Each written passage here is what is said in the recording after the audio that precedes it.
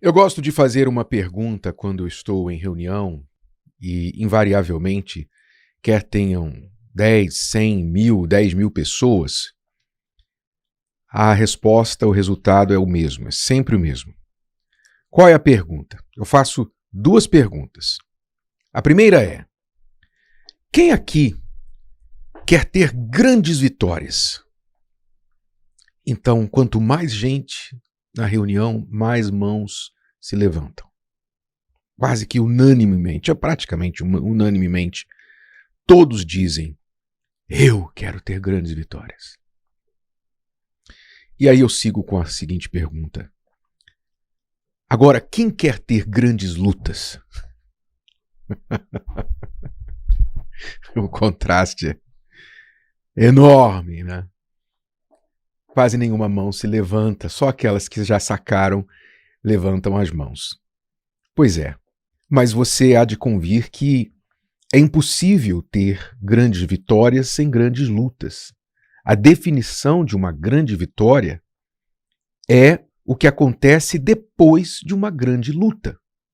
Logo, é impossível desfrutar de grandes vitórias sem passar por grandes lutas. Então você vê que o ser humano se contradiz. Nem tudo aquilo que a gente diz que quer, a gente realmente quer. É fácil querer o resultado de uma coisa. O difícil é você querer passar pelo processo, pelas lutas que vão te levar àquele resultado. E como nem todos querem as grandes lutas, então poucos obtêm grandes vitórias. Veja, por exemplo, aqui o que o próprio Deus fala lá no final da Bíblia, no penúltimo capítulo da Bíblia, Apocalipse 21. Ele fala exatamente assim, direto, poucas palavras, mas tão esclarecedoras. Ele diz: quem vencer herdará todas as coisas, e eu serei seu Deus, e ele será meu filho. Só isso. Só tudo isso. Quem vencer, ou seja, a salvação, a entrada no céu, não é resultado de uma aventura, sabe, de uma sorte, de Jesus morreu na cruz, pronto, já estou salvo. Não. Se fosse assim, seria maravilhoso, não é? Mas não é. A Bíblia nos mostra que, mesmo com a fé em Deus, mesmo com o sacrifício do Senhor Jesus, que conquistou para nós o que nós não poderíamos conquistar, veja bem, não estou diminuindo o sacrifício do Senhor Jesus. Ouça com atenção. Jesus precisou morrer na cruz para vencer o que nós não podemos vencer, que são a morte. Nós não podemos vencer a morte sozinhos, e nem o pecado. Então, ele precisou morrer na cruz para nos dar vitória sobre o que nós não podemos vencer. Então, pela fé nele, eu posso vencer o pecado e a morte.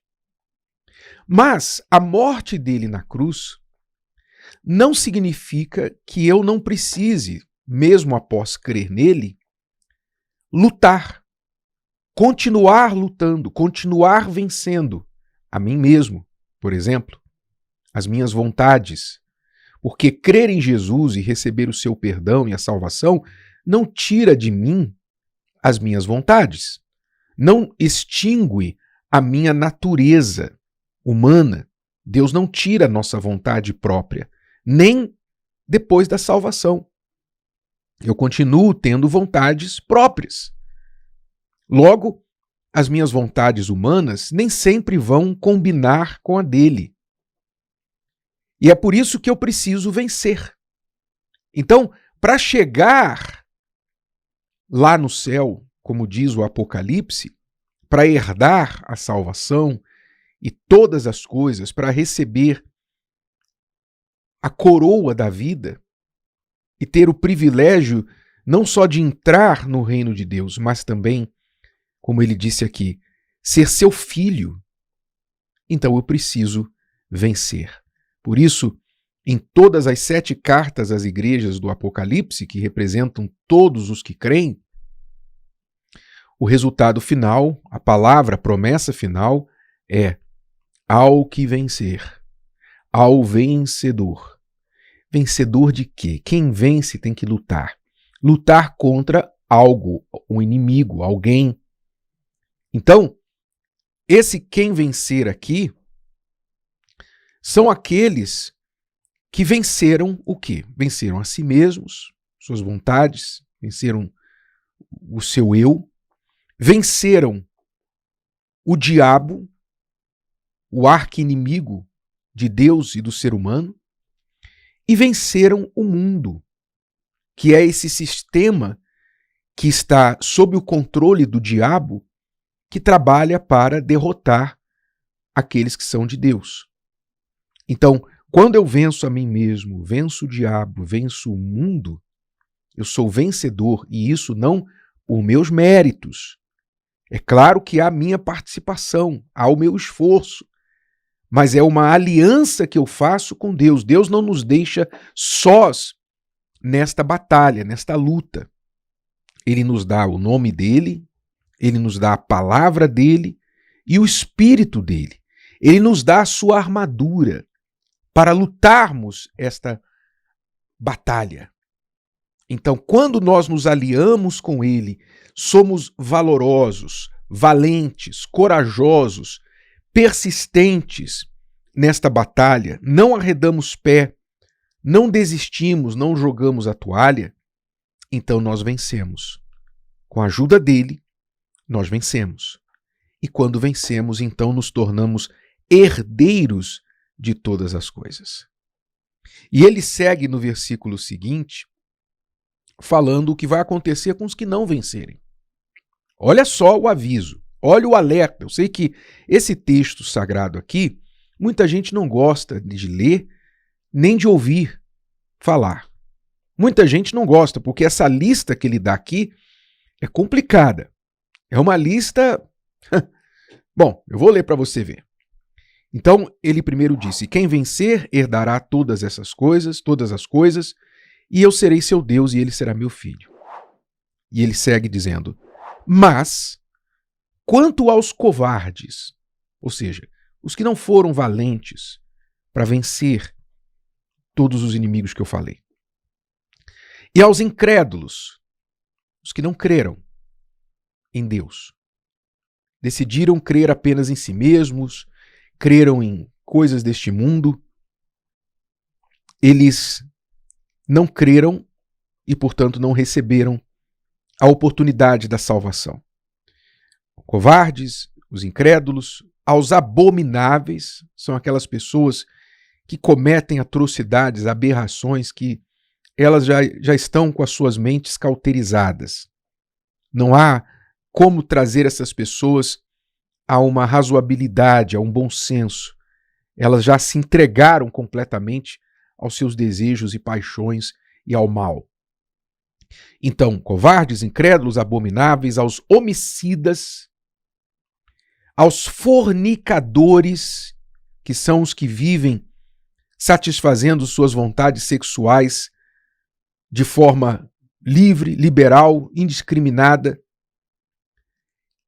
e aos feiticeiros, aqueles que mexem com a feitiçaria, com a bruxaria, e aos idólatras, que incluem aqui não só os que adoram imagens criadas por mãos de homens, mas todos os ídolos, seja ele um cantor, seja ele um artista, um empresário, seja ele um atleta, seja quem for, seja a si mesmo, seja o dinheiro, como muitos adoram, honram a Mamon, vivem para servir Mamon. Mamon é o seu Deus.